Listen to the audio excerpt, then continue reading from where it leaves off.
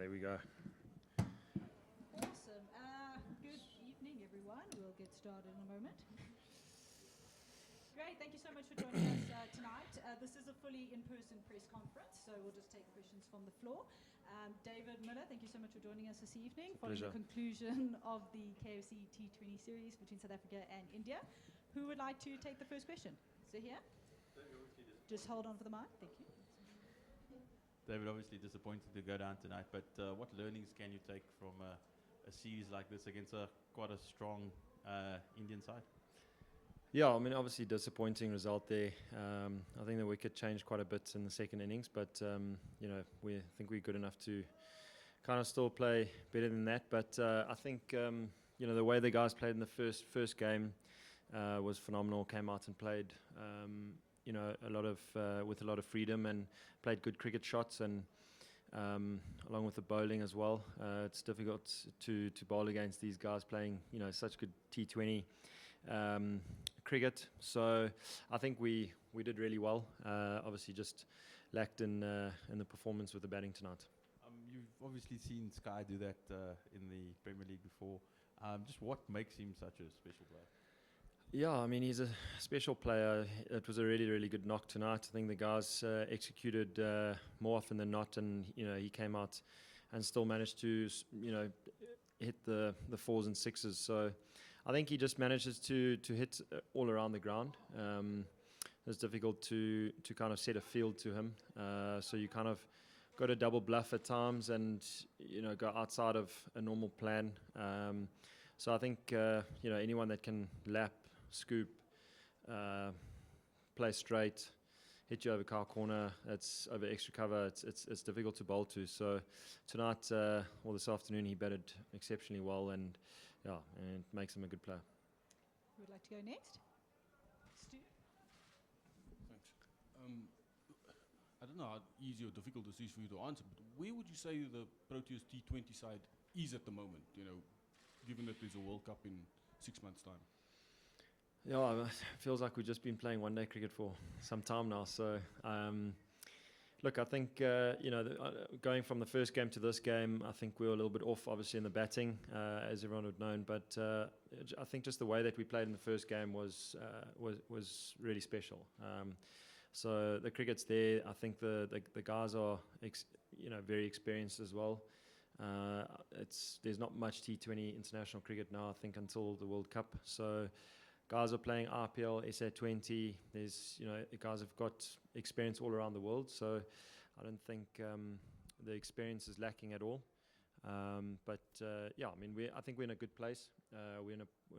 T20s difficult because you can play really good cricket and still lose. It takes one guy to kind of take you out of the game. So it's just about being on all the time and taking all the experience that we do have as a team and individuals as much as we can forward for the World Cup. So I think we're in a good place. Obviously disappointing to lose tonight, but we had a lot of good things that are taking place. David, how good was Kuldeep Yadav's spell? Considering the fact today was his birthday, how do you look at his performance? Yeah, 29. He's got a bit of experience in him, but I think he bowled really well. The pitch was keeping low, a couple of wickets that went underneath the bat. So, Fafa's a Fafa. He bowled really well. I think his lines were really good and summed up the conditions really well in the sense of his lines that he needed to bowl with the ball going up and down. So, just put the ball in the right area. So I think he bowled really well. We're just going to, the one there and the one there. David, could you just describe how the pitch changed in the second innings, or what it played in the first, and then what happened in the second? Yeah, after we walked off there, I thought we brought it back really well. They were staring down the barrel for, I would say, probably 215, 220. So I thought we bowled really well at the back end, and then, it was a pass score. I think it was a really good wicket, and weirdly enough, things did change. So it just wasn't the same wicket, as the first innings. So I do feel like we're experienced enough to kind of adapt, but it's difficult when you need to go 10 and over and the ball's keeping as low as it did, and some were kind of popping. So it's difficult to kind of be consistent in your striking. So yeah, it was a bit difficult in the second innings, but that's the way it worked out, and hopefully Sunday is not the same. Cool, we're going to take the last couple of questions. David, how difficult is it as a player to look at the T20 World Cup, considering you don't have many T20 international games, but largely the Premier League games or the SA T20 games that you have? How important each game becomes for you, considering the T20 World Cup is so near? Yeah, very important. I think every game is really important for your country. I mean, the guys are, like I mentioned, the guys have got great experience and playing all around the world in all the different leagues that there is. So in terms of experience, I think we match every other team in the world. And obviously SA20, RPL's around the corner, so there's going to be a lot of T20. It's obviously just no international, but the standard at those leagues are really high. So I think it will be pretty easy for most teams to kind of come back and fall into the international arena before the World Cup. And I think we've got 3 T20s there in West Indies before, so that'll be a nice prep for us. But yeah, I think there's enough T20s leading up to that for the guys to kind of work out what they need to do in a big World Cup. Cool, we're going to take one last one from Ken and Zahir, and then we'll have Coach up next. Thanks, Lucy. How's it, David? 7 wickets for the spinners tonight. You mentioned the ball keeping a bit low and you guys batted.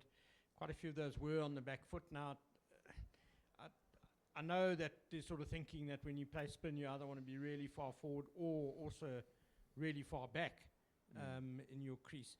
How do you get the right sort of balance, though? What's the sort of thinking out there, especially on a pitch like this evening? Yeah, it's a difficult question because I think guys are naturally just seeing kind of length for so many years and play accordingly to the length. So when it is keeping low like that, you do kind of got to change your approach. Like I said, it's difficult to hit boundaries when you need 10 and over and it's kind of up and down. So it doesn't make it too easy. But I think it's definitely something to chat about, and if there's wickets in the World Cup that are going to be like that, and we need to win games, we need to discuss those kind of areas, what we can improve on, and that's certainly we will be doing that.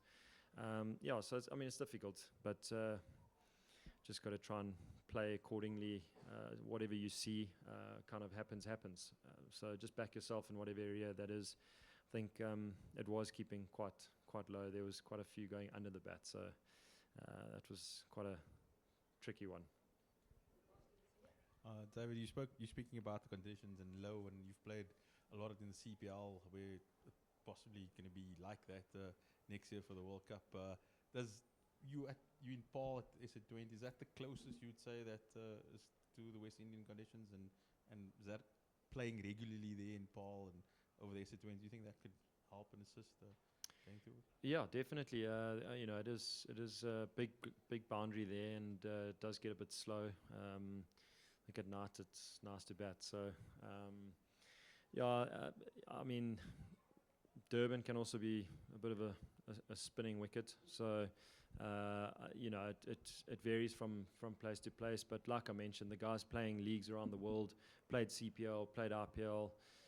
All these different leagues and gaining experience through that. So I think the experience is there, and the guys have definitely had pitches that we're going to face in the World Cup before. So I think the guys will be up for it and well groomed for that. Great, thank you very much, Dave. Thank you. Please hold on for Coach.